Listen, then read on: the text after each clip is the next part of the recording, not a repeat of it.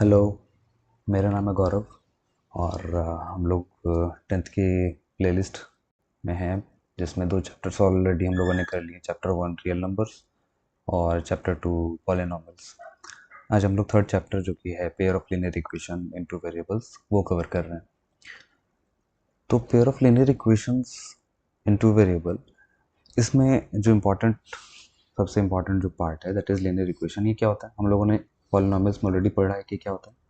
हम लोग जब पॉलिनॉमियल्स को on the basis of degree categorise करते हैं तो उसमें जो डिग्री 1 यानी कि जिस भी इक्वेशन की या पॉलिनॉमियल की डिग्री 1 होती है वो वाला इक्वेशन क्या बन जाता है? हमारा लीनियर इक्वेशन बन जाता है। ठीक है ना? फॉर एग्जांपल एक्स हो गया, है ना, एक्स प्लस वाई हो गया, x plus y plus z हो गया,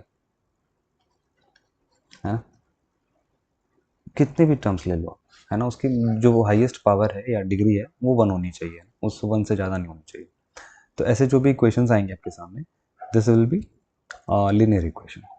अच्छा, हम लोग लीनियर इक्वेशन दो वेरिएबल्स में पढ़ने वाले हैं केवल, है ना, ना वन वेरिएबल में, टू वेरिएबल में। तो ये दोनों जो पोर्शंस हैं यानी कि x plus y plus z जो मैंने आपको समझाया दिखाया, और एक्स, ये दोनों नहीं पढ़ने वाले हम लोग, ये पढ़ने वाले हैं एक्स प्लस वाई, है ना।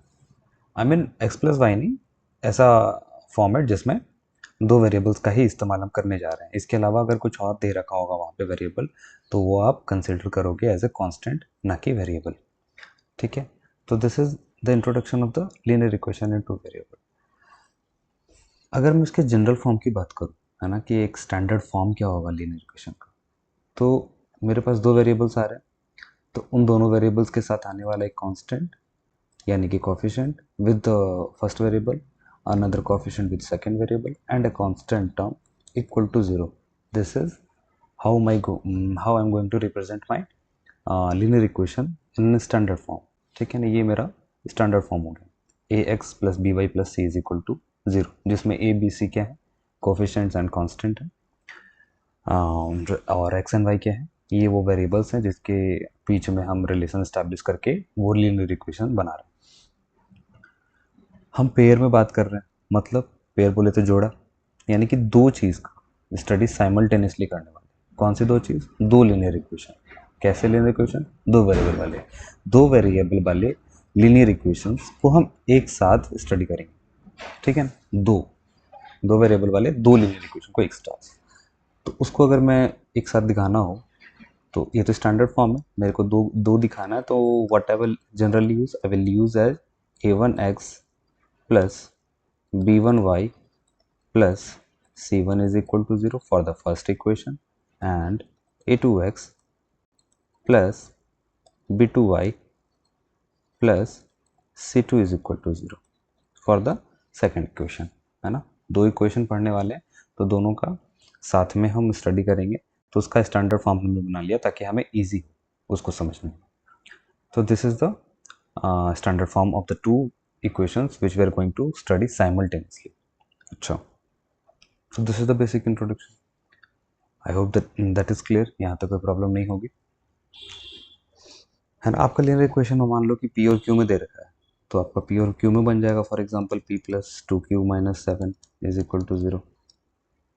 वो कुछ भी हो सकता है, ए और बी में दे दिया तो ए यानी कि 2a लिख लेते हैं, या 3b minus 4 is equal to 0, है ना। बस दो वेरिएबल्स होने चाहिए और उनकी डिग्री 1 होनी चाहिए, तो लीनियर इक्वेशन हो गए जो हम इस चैप्टर में पढ़ने वाले हैं। ठीक है। अच्छा, एक और चीज़, जैसे कि यहाँ पे मैंने ये दो इक्वेशंस लिखे हैं ना, ये पहला इक्वेशन और ये दूसरा इक्वेशन।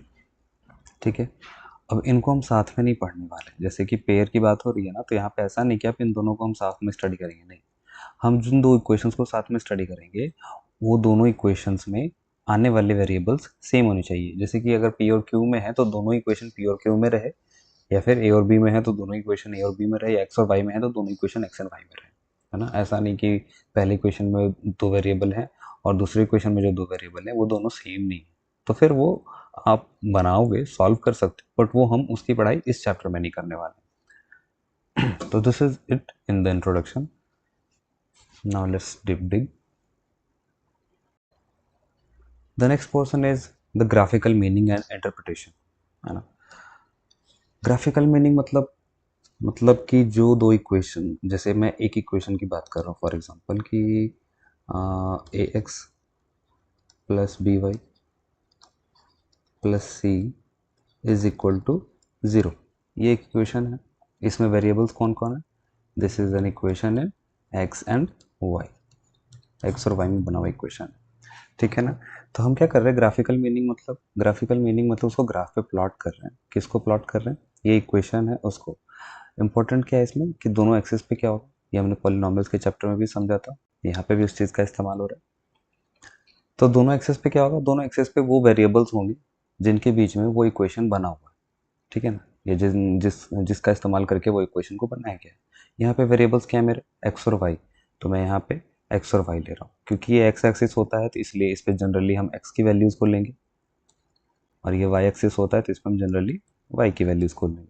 ऐसा नहीं, कंपलसरी नहीं कि आप एक्स की वैल्यूज़ एक्स एक्सिस पे लो, वाई की वैल्यू वाई एक्सिस पे लो। आप किसी पे भी ले सकते हो, बस उसके अकॉर्डिंग आपको वो चीज़ बनानी आनी चाहिए, that's it, nothing more than that. अगर यही इक्वेशन आपका प्योर क्यू में होता तो आप एक एक्सिस पे पी लेते, है ना। फॉर एग्जांपल कि इक्वेशन होता हमारा 3p - 4q is equal to 7। अगर ऐसा होता तो हम क्या करते हैं, इस वाले एक्सिस पे p ले लेते, इस वाले पे q ले लेते, फिर सेम वो हम ग्राफ प्लॉट कर लेते, ठीक है ना। And we are very well aware कि जो लीनियर इक्वेशन का ग्राफ होता है ना, जो ग्राफ होता है लीनियर इक्वेशन का, वो एक स्ट्रेट लाइन होगा। क्या होगा? Straight line. पहले भी देख रखा हमने, प्लॉट करके उसको समझा, क्लास 9th में भी पढ़ा है, पिछले चैप्टर में भी समझा। तो लीनियर इक्वेशन का ग्राफ क्या होगा? एक स्ट्रेट लाइन होगा। तो ये तो हो गया जब एक इक्वेशन की बात है। हम इस चैप्टर में क्या कर रहे हैं, हम इस चैप्टर में दो इक्वेशन को साथ में पढ़ रहे हैं, ठीक है ना। एक इक्वेशन की वजह से एक स्ट्रेट लाइन, है ना। एक इक्वेशन बोलेगा तो मतलब क्या होगा, एक स्ट्रेट लाइन। दो इक्वेशन बोलेंगे तो मतलब क्या हो गया, है ना, two equation means two straight line. अच्छा, ये तो सिंपल है, इसमें खास बात क्या है? खास बात यह है ना कि दो स्ट्रेट लाइन के बीच में अब बात आती है कि वो कैसे हो सकते हैं। दो स्ट्रेट लाइन या तो वो पैरेलल हो सकते हैं, या तो वो इंटरसेक्टिंग हो सकते हैं, या तो ऐसा हो कि जो पहले लाइन है उसी के ऊपर भी दूसरा लाइन चलता चला चला गया, इसको दिखाने के लिए, है ना, कि ये पहली लाइन भी उसी पे है और ये दूसरी लाइन भी उसी पे ओवरलैप कर रही है। इसको हम लोग मैथ की भाषा में क्या बोलते हैं, इसको बोलते हैं कोइंसिडेंट लाइंस। Coincident lines. ये क्या हो गया हमारा, ये हो गया इंटरसेक्टिंग।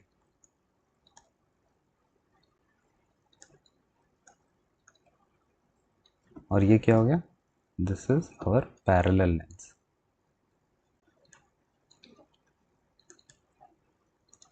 ठीक है ना। ये हम क्यों देख पा रहे हैं, क्योंकि हम दो इक्वेशन को साथ में पढ़ रहे हैं।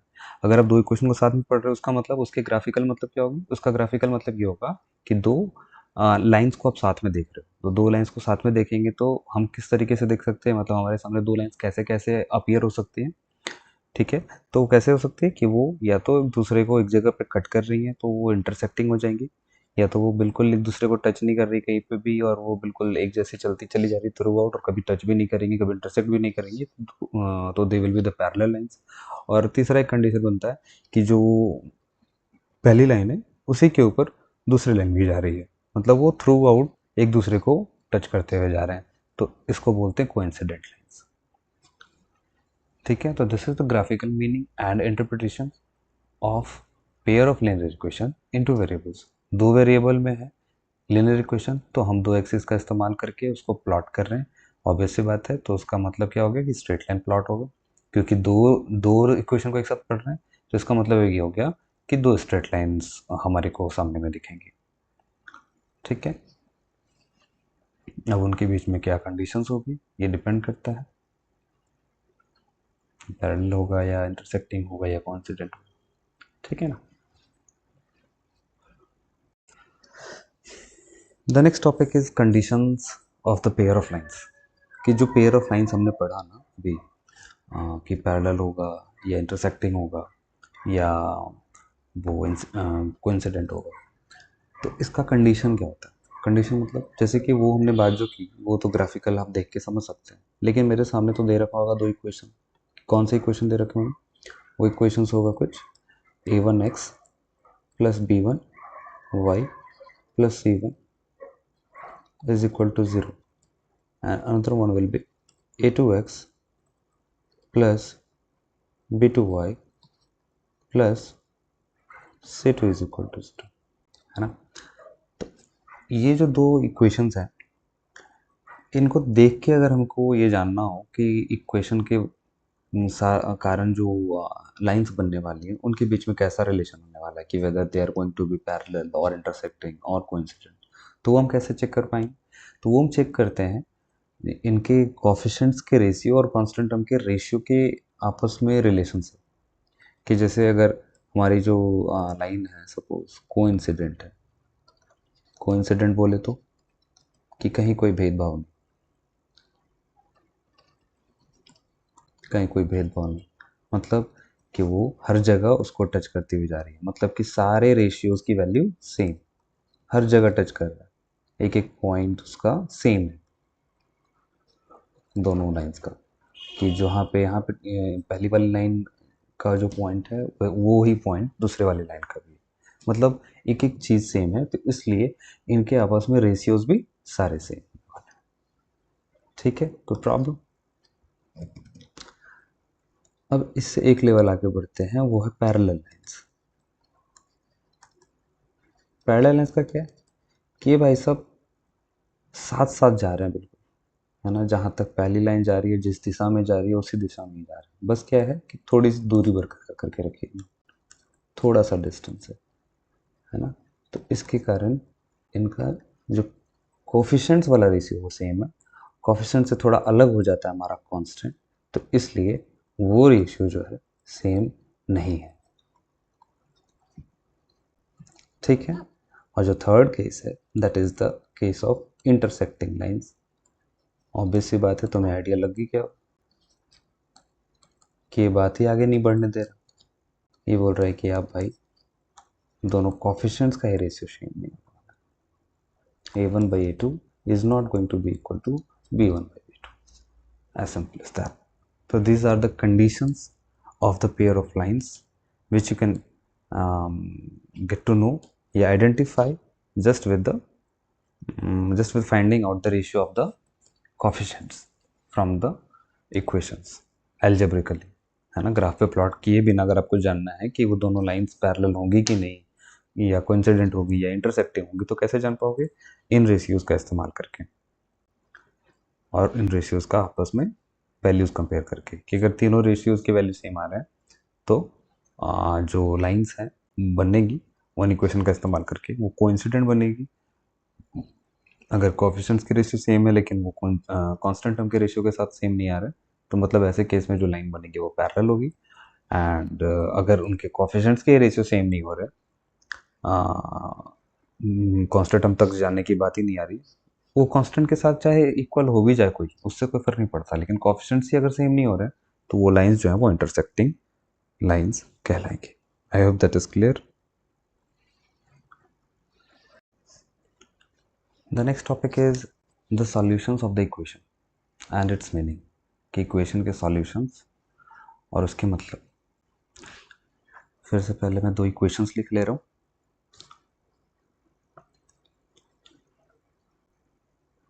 स्टैंडर्ड फॉर्म में, तो it will be a1x plus b1y plus c1 is equal to 0,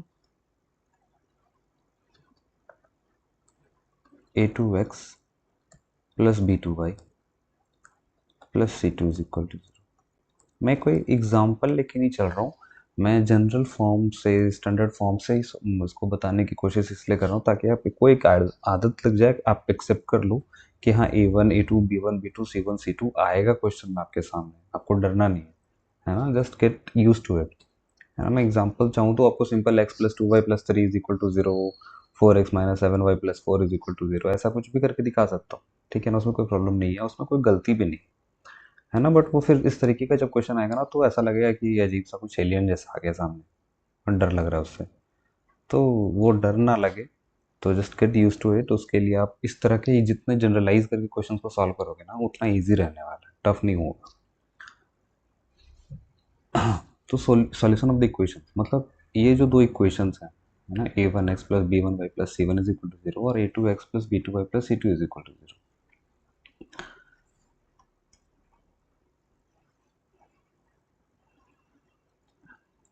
इसके सॉल्यूशंस का क्या मतलब? इसके सॉल्यूशंस का मतलब हुआ values of x and y, x और वाई की वैल्यूज है ना, a1 a2 b1 b2 c1 c2। इसकी बात क्यों नहीं कर रहा हूँ क्योंकि ऑलरेडी उनकी वैल्यूज आपको पता होंगी जब क्वेश्चन आएगा सामने। क्यों? क्योंकि वो कॉफिशिएंट और कांस्टेंट टर्म है। जो अननोन्स है, जो वेरिएबल्स है या जिसकी वजह से इक्वेशंस बन रही है वो क्या है, एक्स और वाई। तो एक्स और वाई की वैल्यूज जो हमारे पास मिलेंगी या सॉल्व करने पे जो आपको मिलेगी वही होंगे इस इक्वेशंस के सॉल्यूशंस। इसकी खास बात क्या होगी? इसकी खास बात मैं समझाता हूँ आपको। जैसे ना दो इक्वेशंस में अब एग्जैक्टली एग्जाम्पल से आपको समझाता हूँ कि फॉर एग्जाम्पल कि मैंने एक इक्वेशन बनाया x plus y is equal to 2, ठीक है, और दूसरा इक्वेशन बनाया x minus y is equal to 0, ठीक है। देखो अब मैं दोनों को ना सेपरेटली कर रहा हूँ। इसके सॉल्यूशंस क्या आ सकते हैं? x is equal to 1, y is equal to 1 आ जाएगा, कोई प्रॉब्लम नहीं। x is equal to 0, y is equal to 2, ये भी सही है। x is equal to 2, y is equal to 0, ये भी सही है। x is equal to 3, y is equal to minus 1, ये भी सही है। और ऐसे बहुत सारे इनफाइनाइट नंबर ऑफ सॉल्यूशंस हो जाएंगे। यहाँ पे भी same, x is equal to 1, y is equal to 1, x is equal to 2, y is equal to 2, x is equal to 0, y is equal to 0, x is equal to minus 1, y is equal to minus 1, है ना। ऐसे infinite number of possibilities इधर भी है, कोई problem?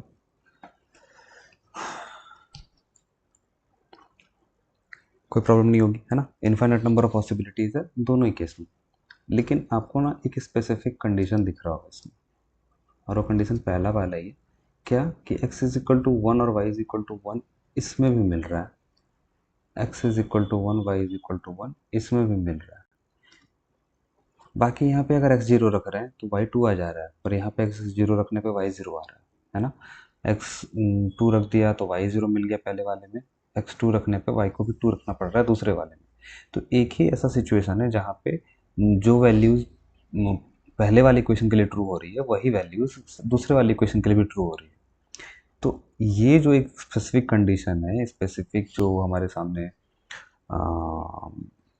Values मिल रही है जिसमें जो दोनों को सेटिस्फाई कर रही है, this is the solution of the equation when you are talking in a pair. जब आप इकट्ठे पढ़ रहे हो तो आपको इकट्ठा सॉल्यूशन चाहिए, ऐसा सॉल्यूशन जो इस वैल्यू को भी सेटिस्फाई कर दे, इस इक्वेशन पे रखने पे भी जस्टिफाई करते और दूसरे इक्वेशन पे भी रखने पे जस्टिफाई कर दे, है ना। तो ये होता है सॉल्यूशन ऑफ द इक्वेशन। अच्छा, अब इसके मीनिंग की बात कर रहे हैं, ठीक है ना। तो मतलब हमारा आंसर क्या होगा? हमारा आंसर होगा x is equal to 1 and y is equal to 1 will be our answer, ठीक है। अब बात आ रही है मीनिंग कि इसका मीनिंग क्या है, ठीक है ना।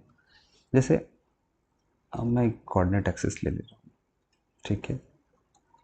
पहले वाले लाइन को देख रहा हूँ x plus y equal to 2 वाले को, तो यहाँ पे x1 y1 x1 y1 यहाँ कहीं आएगा, x0 y2 यहाँ कहीं आएगा, x2 y0 यहाँ कहीं आएगा। ये एक स्ट्रेट लाइन बन रही है ऐसी कुछ, ठीक है। इसी में आप देखोगे तो x3 y माइनस 1 भी आएगा, सारा कुछ इसी में मिलेगा। मतलब बेसिकली जो भी हमने ये सॉल्यूशंस निकाले, जो वैल्यूज निकाले, ये क्या है? ये इस लाइन पे आने वाले पॉइंट्स हैं। क्या है? पॉइंट्स। जिन वो सारे पॉइंट्स जो इस लाइन पे लाई करेंगे, वो सारे पॉइंट्स की जो एक्स और वाई वाली वैल्यूज होगी ना, वो इस इक्वेशन को जस्टिफाई करेगी, सेटिस्फाई करेगी। तो जब इस इक्वेशन को अकेला आप देखोगे, सिंगल पढ़ोगे, तो उस टाइम पे वो सारे पॉइंट्स क्या होंगे, इसके सॉल्यूशंस होंगे। X is equal to 1, y is equal to 1 भी होगा, x is equal to 0, y is equal to 2 भी होगा, x is equal to 2, y is equal to 0 भी होगा, और इस तरीके से जितने आएंगे ना वो सारे होंगे। उसी तरीके से दूसरे वाले इक्वेशन की जब बात करें तो x minus y is equal to 0, तो इस केस में क्या आ रहा है, एक्स 0 0 यहाँ पे आएगा, एक्स 1 1 यहाँ आएगा, एक्स 2 2 यहाँ आएगा, है ना। तो ये कुछ ऐसी लाइन बन रही है, बनने की नहीं बन रही,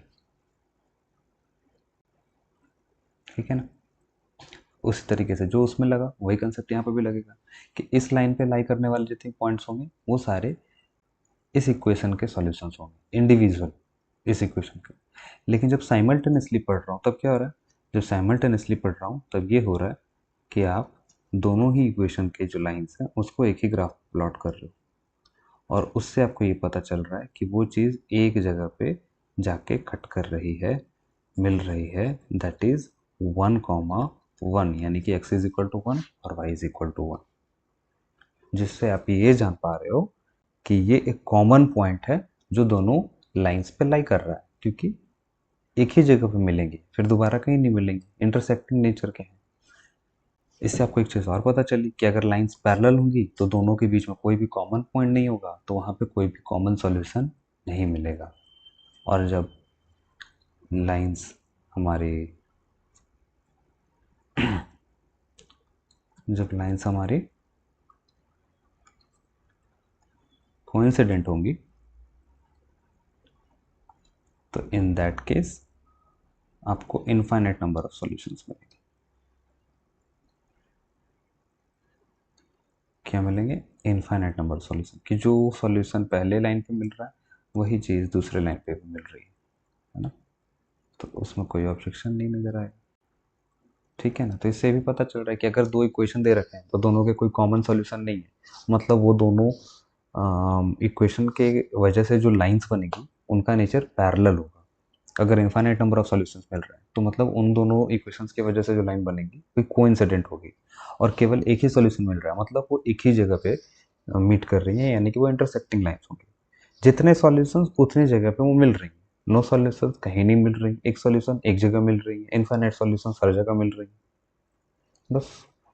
तो ये हो गया आपका सॉल्यूशन ऑफ द इक्वेशन और उसकी मीनिंग, है ना, कि उसका मतलब क्या हो रहा है। I hope that is clear. The next topic is methods of solving the equations. कौन सा इक्वेशन, वही दो इक्वेशन जो स्टैंडर्ड फॉर्म में क्या लिखे जाते हैं, a1x plus b1y plus c1 is equal to 0 and a2x plus b2y plus c2 is equal to 0।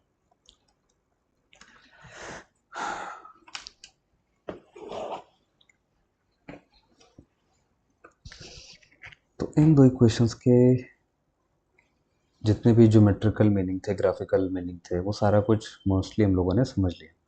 अब बात आते हैं कि इसको सॉल्व करेंगे एल्जेब्रिकली कैसे। तो उसको सॉल्व करने के दो मेथड्स हैं, ऑलरेडी यहाँ पे मेंशन किए गए, कौन सा, सब्स्टिट्यूशन मेथड और एलिमिनेशन मेथड। ठीक है, सब्स्टिट्यूशन मेथड, सब्स्टिट्यूशन मतलब कि एक को उठा के दूसरे में पटक दिया, यही सब्स्टिट्यूशन होता है मतलब उसमें। अच्छा, एक को उठा के दूसरे में पटक दिया मतलब यहाँ पे भी बता सकता हूँ, बट मैं एक स्पेसिफिक एग्जांपल लेके चल रहा हूँ, ठीक है, उसके बाद फिर इसमें बता दूंगा। एग्जांपल ले लेता हूँ सिंपल सा, x plus 3y is equal to 4 and 3x minus 2y is equal to suppose 15 कर लेता हूँ, ठीक है।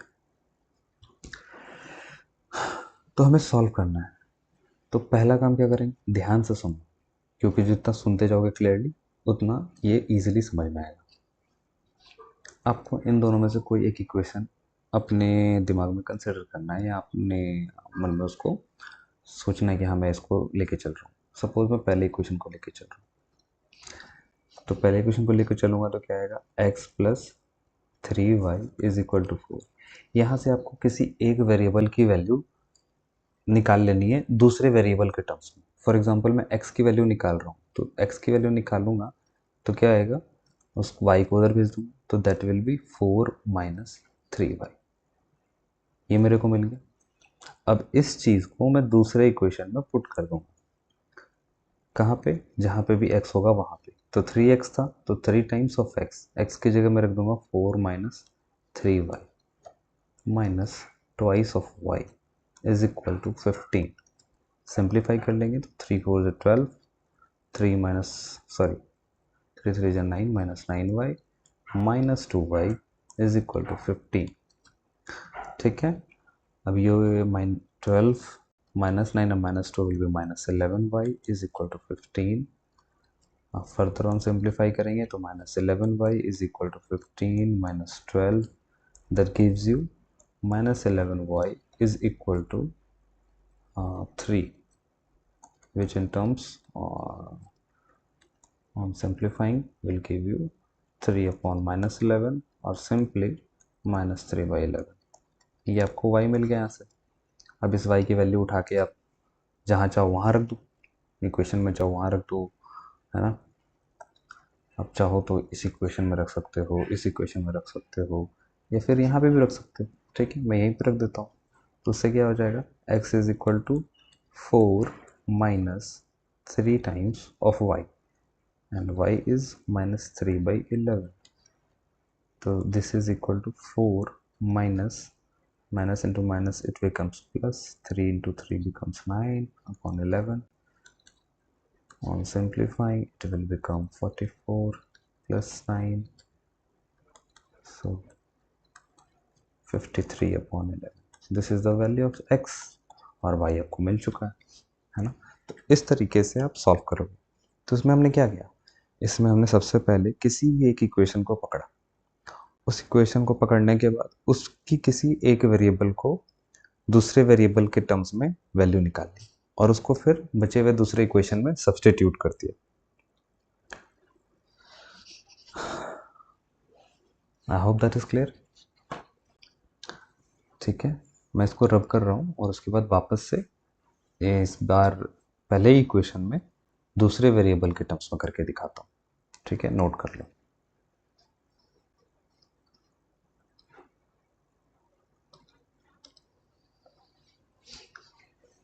नाउ मैं क्या कर रहा हूँ, इस बार वही फर्स्ट इक्वेशन ही ले रहा हूँ, है ना, कि x plus 3y is equal to 4, है ना। और इस पर मैं y की वैल्यू ले रहा हूँ। तो मैं बेसिकली क्या कर रहा हूँ, x को उधर भेजूंगा, 3y is equal to 4 minus x. On simplifying आपको क्या मिल गया, y is equal to 4 minus x upon 3। बस इस वैल्यू को अब दूसरे में सब्स्टिट्यूट कर देंगे इधर, कहाँ पे, जहाँ भी y होगा वहाँ। तो ये हो गया 3x माइनस 2 टाइम्स y की जगह पे रख देंगे 4 minus x upon 3 is equal to 15। यह आ गया आपका 3x माइनस 2 4 ज़ा 8 minus 2x upon 3 is equal to 15। 3x, अब ये साइन है तो बाहर उसको अंदर उसके अकॉर्डिंगली चेंज कर लेते हैं। ये हो गया आपका, आप अगर उसको आप सेपरेट करना चाहते हो तो कर सकते हो, अदरवाइज आप अभी रहने दे सकते हो, कोई प्रॉब्लम नहीं। 8 माइनस 2x बाई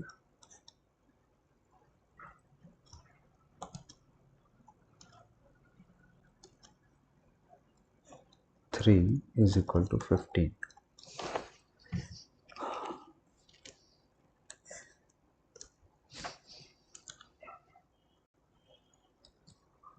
ये क्या आ जाएगा, ये आ गया 3x माइनस, एलसीएम ले रहा हूँ, एक second,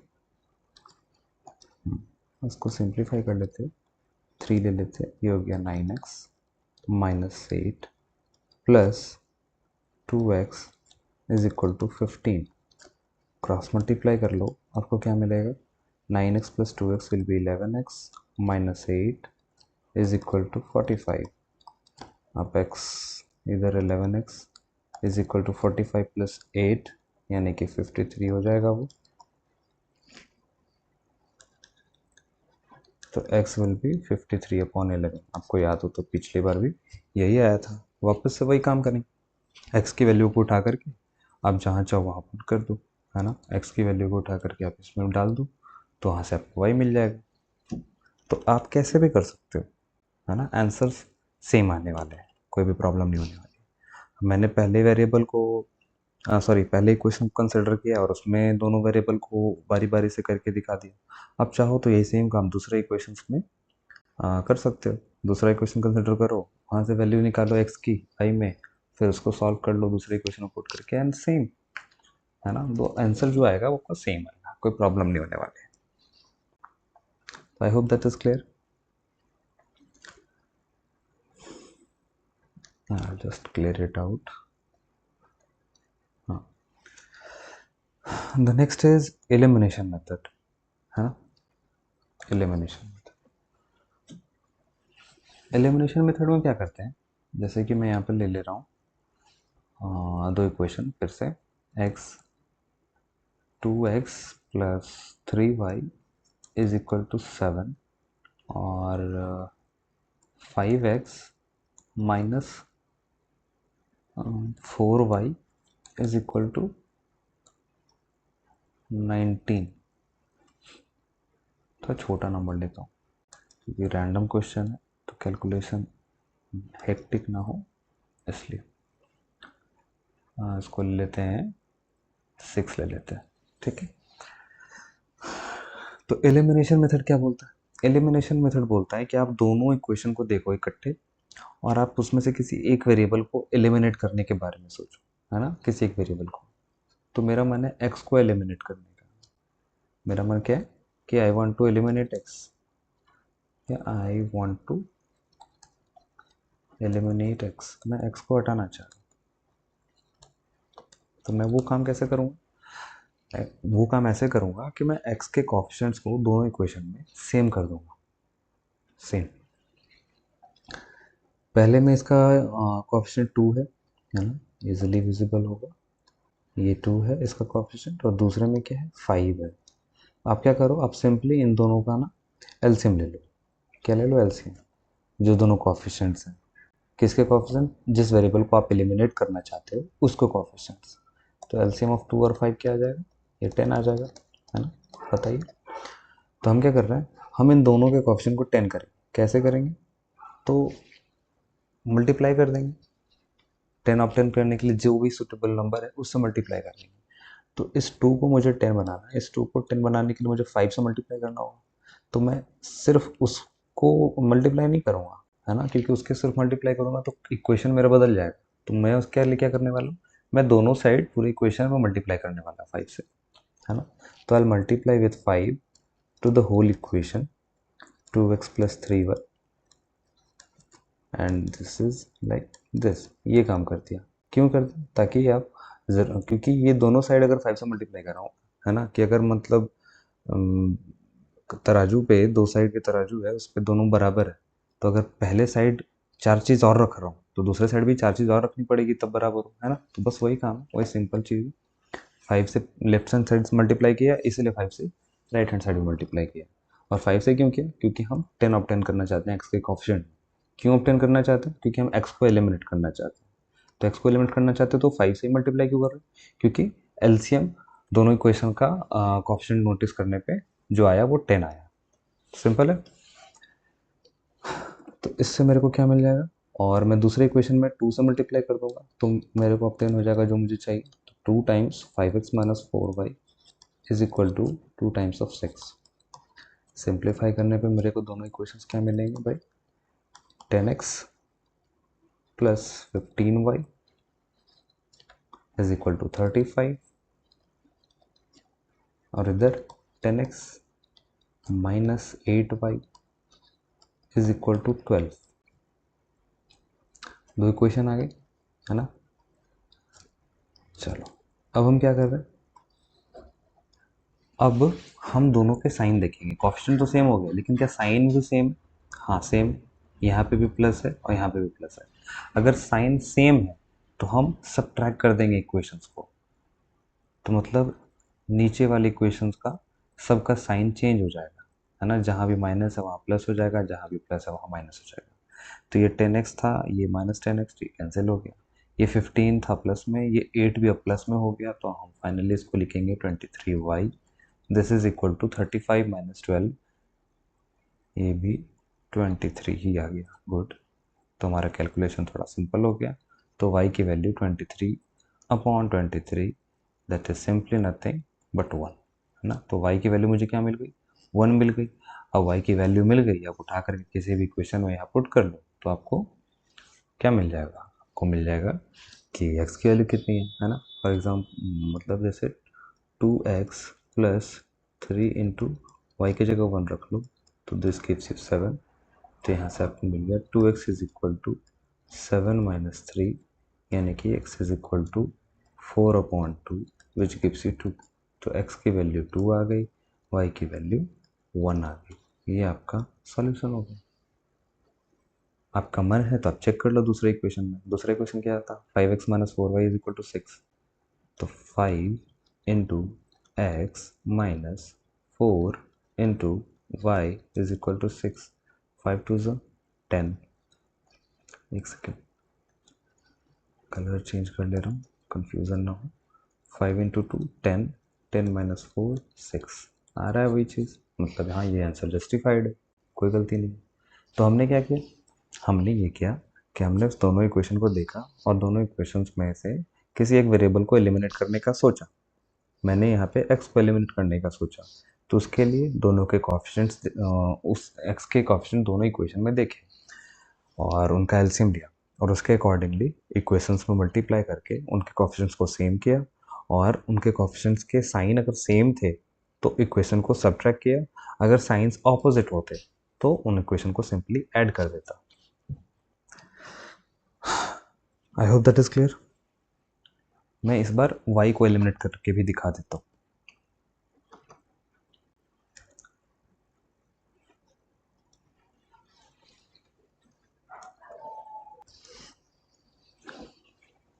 now I want to eliminate y, है ना, मैं y को एलिमिनेट करना चाह रहा हूँ।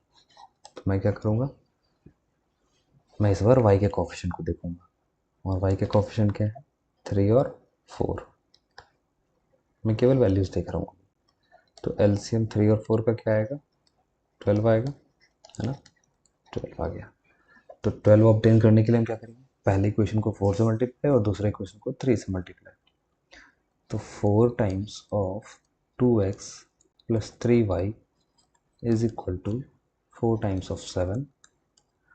दूसरे इक्वेशन में 3 से मल्टीप्लाई कर देंगे, 3 times of 5x minus 4y is equal to 3 into 6। इससे मेरे इक्वेशंस क्या निकल के आएंगे, पहला इक्वेशन आ गया आपका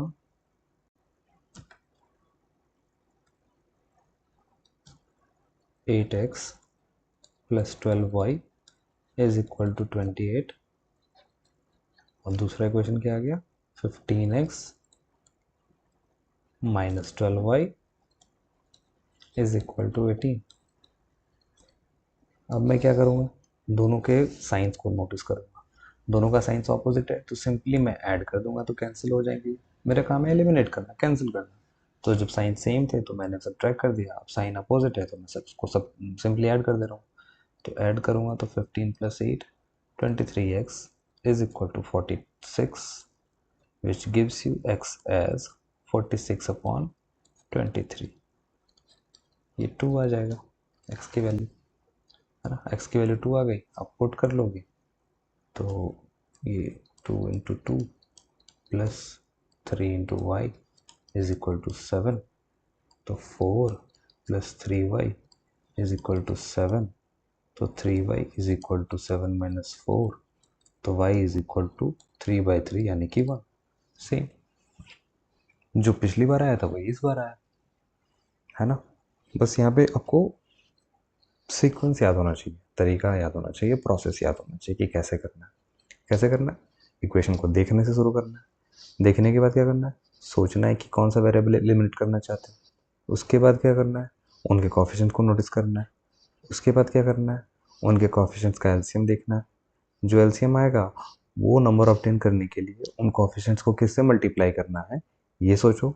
जिससे मल्टीप्लाई करना है उसे पूरी इक्वेशन को मल्टीप्लाई कर दो, और उसके बाद जब दोनों इक्वेशन ऑब्टेन हो जाए तब आप उनके कोएफिशिएंट्स के साइन को देखो। अगर साइन सेम है तो इक्वेशन को सब्ट्रैक्ट कर दीजिए, अगर साइन ऑपोजिट है तो इक्वेशन को ऐड कर दीजिए।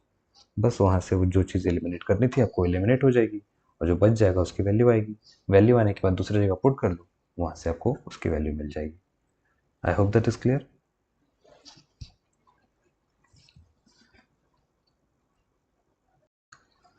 अब हम कुछ क्वेश्चंस कर लेते हैं, है ना। तो क्वेश्चन क्या कह रहा है कि 5 years ago Noori was thrice as old as Sonu, 10 years later Noori will be twice as old as. तो दोनों की उम्र क्या है, ठीक है ना। तो अब इस चैप्टर में जब भी वर्ड प्रॉब्लम्स आएंगे तो प्रॉब्लम सॉल्व करने में नहीं, प्रॉब्लम इक्वेशन बनाने में होती है ना। और कोई प्रॉब्लम नहीं होती। एक बार इक्वेशन अगर बनाना आ गया तो सॉल्व करने के तो मेथड्स फिक्स ही हैं। वो कैसे सॉल्व होगा, सब्स्टिट्यूशन और एलिमिनेशन, है ना। उसमें ज़्यादा बुद्धि नहीं लगानी। वो अगर आपको ध्यान में है कि किस प्रोसेस से करना है तो हो जाएगा। इंपॉर्टेंट क्या है, इक्वेशन बनाना। अच्छा, इक्वेशन बनाने के लिए आपको क्या करना है, इक्वेशन बनाने के लिए आपको बार बार क्वेश्चन पढ़ो कि क्या 5 years अगो मतलब 5 साल पहले की बात है। नूरी 3 गुनी थी जितना सोनू है उसका 3 गुना था, तो 3 गुनी थी। और 10 साल बाद नूरी दुगुनी हो जाएगी, ठीक है। तो हम पहले और बाद की बात कर रहे हैं, ठीक है ना। किससे पहले और किससे बाद, अभी से पहले और अभी से बाद। पूछा क्या है, अभी की उम्र उनकी पूछी, ठीक है। तो मोस्ट ऑफ द केसेस में आपको जो पूछा जाएगा आप उसी को मान लोगे, लेकिन ज़रूरी नहीं है कि ऐसा हो, है ना। आपको क्वेश्चन को पढ़ के जो सबसे ज़्यादा रिलेवेंट चीज़ लगे ना वो मानो। जैसे मैं अगर 5 साल पहले की भी उम्र मान के बनाऊंगा क्वेश्चन तो भी बन जाएगा। मैं 10 साल बाद की भी उम्र मान के बनाऊंगा क्वेश्चन तो भी बन जाएगा क्वेश्चन, बनने में प्रॉब्लम नहीं होगी, ठीक है। बट हमारे लिए ईजी और कन्वीनियंट क्या है, कन्वीनियंट और ईजी ये है कि मैं अभी की उम्र मानूँ। क्यों, क्योंकि 5 साल बाद पीछे जाना अभी से और 10 साल आगे जाना अभी से, दोनों ही मेरे लिए सिंपल प्लस और माइनस की बात है। तो हम क्या कर रहे हैं, हम अभी की उम्र मान रहे हैं कि let the age of Noori x years, present की बात हो रही है ना, प्रेजेंट की बात हो रही है, प्रेजेंट एजेस। और similarly the age of Sonu y years, ठीक है। ये भी प्रेजेंट की बात हो रही है।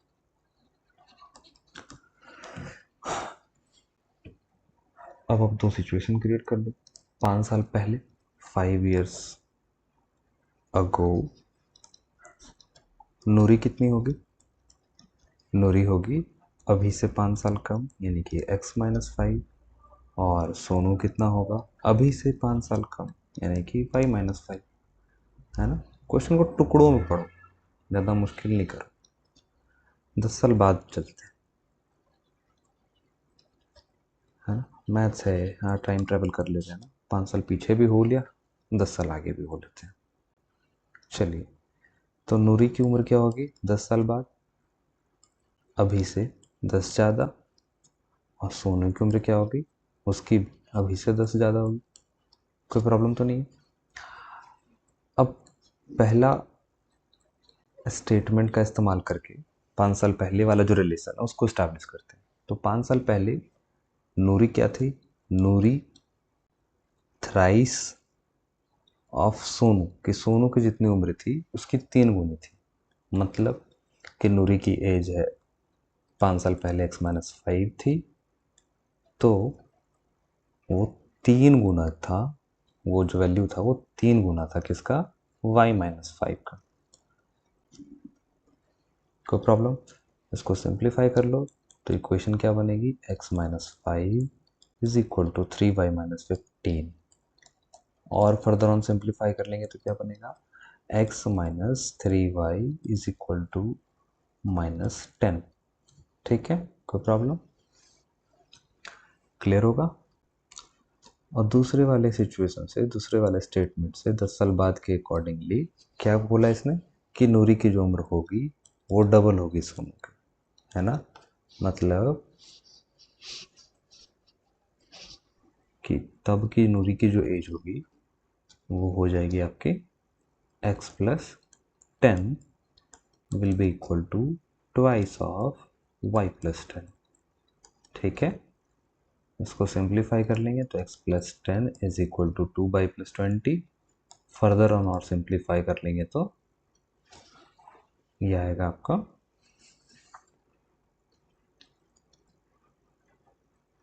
x minus 2y is equal to 10।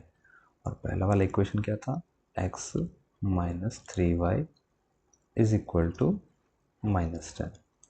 ठीक है, देखो दोनों यहाँ पे दोनों में x है, दोनों का कोफिशिएंट भी सेम है, तो कोई एलसीएम लेने की मेरे को ज़रूरत ही नहीं, क्योंकि मुझे मेरा काम तो एलसीएम से कोफिशिएंट सेम करना था। जब ऑलरेडी सेम है तो मुझे कुछ नहीं करना, मुझे बस उनके साइन को देखना है। साइन सेम है तो मैं सब्ट्रैक्ट कर दूंगा, तो जहाँ प्लस है वहाँ माइनस, जहाँ माइनस है वहाँ प्लस।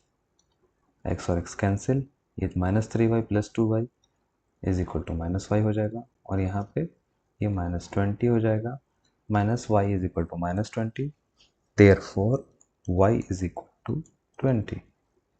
और y किसकी उम्र मानी थी हमने, सोनू की उम्र मानी थी, तो y की कितना आ गया, 20 आ गया। उसको आप कहीं भी पुट कर लो, उसको आप कहीं पुट करोगे तो इससे क्या मिल जाएगा, आपको x मिल जाएगा।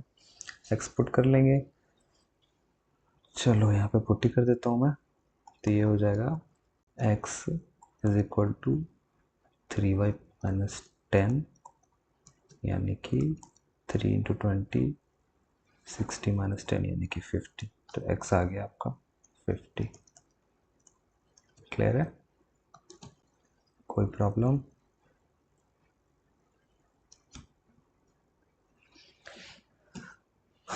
x और y क्या थे, उनके प्रेजेंट एज थे, है ना। आप इसमें रिलेशन लगा लो, 5 साल पहले क्या होगा, 5 साल पहले एक की उम्र होगी 45 और दूसरे की उम्र होगी 15, 15 का 3 टाइम्स 45, करेक्ट। 10 साल बाद यानी कि एक हो गया 30 का, एक हो गया 60 का, तो 30 का डबल 60, मतलब स्टेटमेंट के अकॉर्डिंगली मेरा आंसर भी करेक्ट है, कोई प्रॉब्लम नहीं। वो आप चेक करो ना करो, अगर प्रोसेस सही लगाओगे, इक्वेशन सही बनाओगे तो आंसर सही आएगा। ठीक है, चलिए, वेरी नाइस, ओके।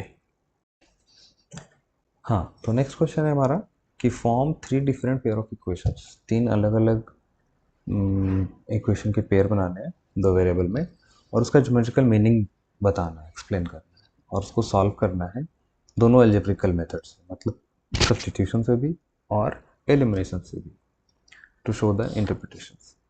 चलो, तो मैं 3 तरह के जो इक्वेशन बनेंगे, है ना, वो 3 नेचर के बारे में बताएंगे, लाइन पेयर ऑफ लाइन्स के 3 नेचर के बारे में, है ना। मैं ऐसा एग्जांपल लेके चल रहा हूँ, वो क्या होगा,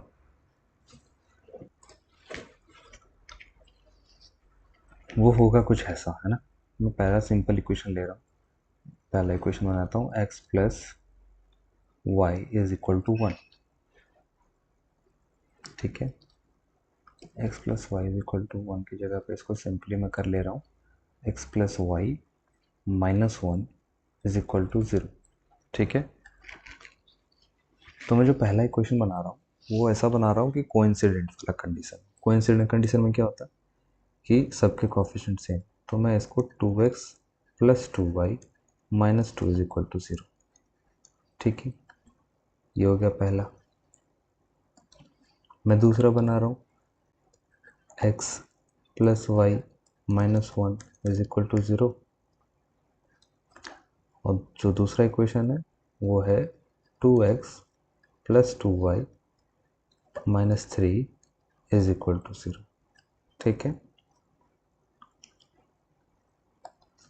और जो तीसरा बना रहा हूँ इंटरसेक्टिंग के लिए, x plus y minus 1 is equal to 0, 2x minus 3y plus 4 is equal to 0। ठीक है, ये 3 इक्वेशंस मैंने 3 पेयर ऑफ इक्वेशंस बना दिए। इसका ज्योमेट्रिकल मीनिंग तो क्लियर ही है, है ना। क्या, क्योंकि मैंने स्टार्टिंग ही उसी तर्ज पे किया था कि जो मैं पहला इक्वेशन बना रहा हूँ, पहला पेयर बना रहा हूँ, वो कोइंसिडेंट के कंडीशन के लिए बना रहा हूँ, इसलिए मैंने उनके रेशियोज को ध्यान में रखते हुए उनकी वैल्यूज रखी है ना। आप देखोगे तो 1/2 और 1/2 आएगा रेशियो। दूसरी कंडीशन में 1/2 और 1/3 आएगा, है ना। यानी कि यहाँ पे कोफिशिएंट के रेशियो सेम है और वो कांस्टेंट टर्म के साथ सेम है। और तीसरे में देखोगे तो 1/2, 1/-3 और -1/4, तीनों ही वैल्यूज अलग है, तीनों ही रेशियोज अलग है, तो इंटरसेक्टिंग का कंडीशन है। Solve them both by both the algebraical method. ठीक है, चलो इसको सॉल्व करते हैं पहले। इसको सॉल्व करते हैं तो इससे आपको क्या मिल जाएगा, x plus y is equal to 1 और 2x plus 2y is equal to 2।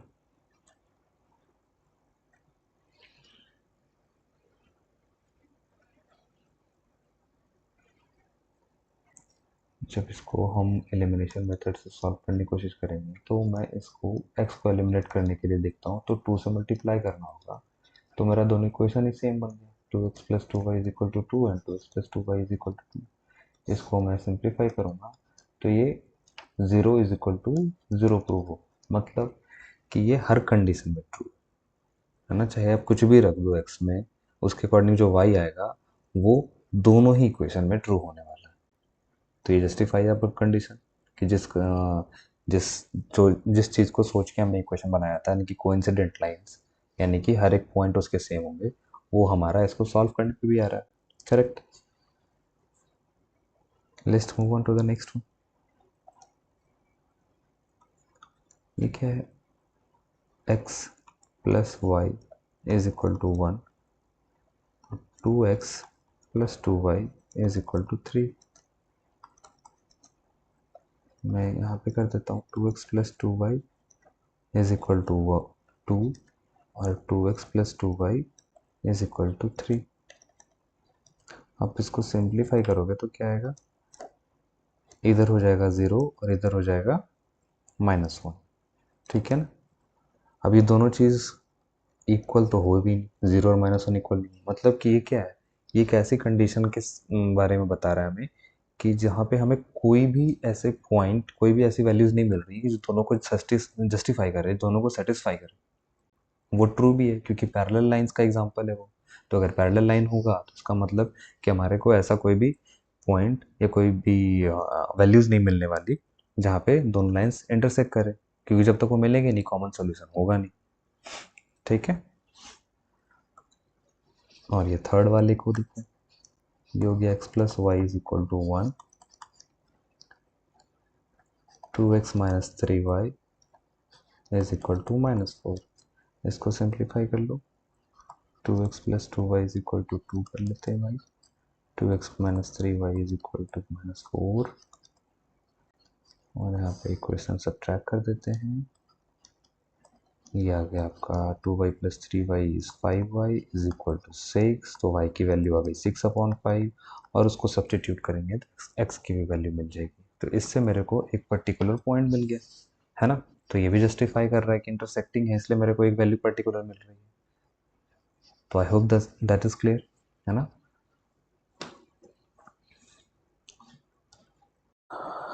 या so now comes the mastermind quest.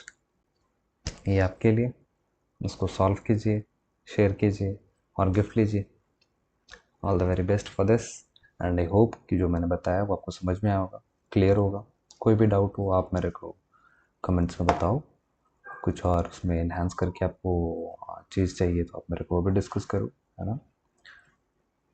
And description में चेक कीजिए कि आपको मास्टरमाइंड क्वेस्ट का क्या करना है, कैसे भेजना है इसके solutions. Be the first one to send be and get a reward. So again, all the very best and keep studying, keep enjoying. Bye bye.